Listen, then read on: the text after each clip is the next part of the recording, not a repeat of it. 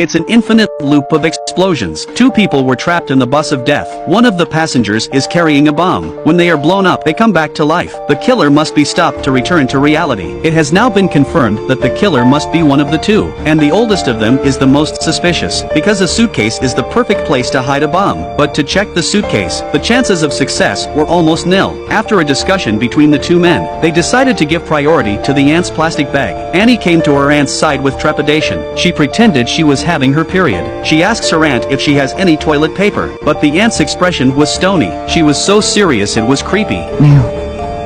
Annie continued to press the issue, lying that he had seen the sanitary napkins in the bag, so she continued the bold test, reaching right through and opening the bag, only to find that the bag was just a pressure cooker. The aunt was a little angry. Her eyes were fixed on him. The atmosphere became instantly tense. She was so shocked that she apologized, but seeing her aunt in such a state of flux, Annie didn't want to give up either, so she asked her what was in the pot. 上车拎着挺沉的，就挺好奇这里边装的是什么。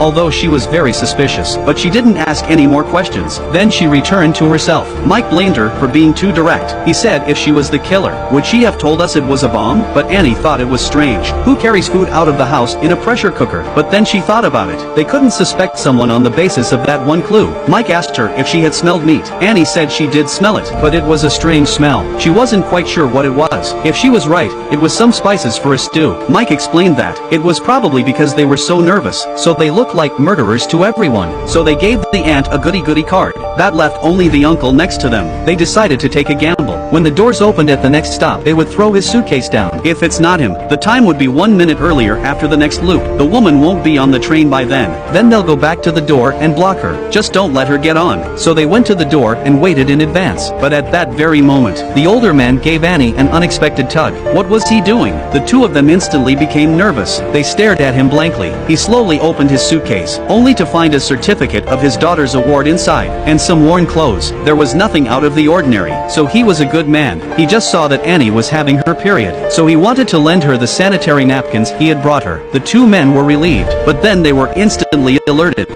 because it also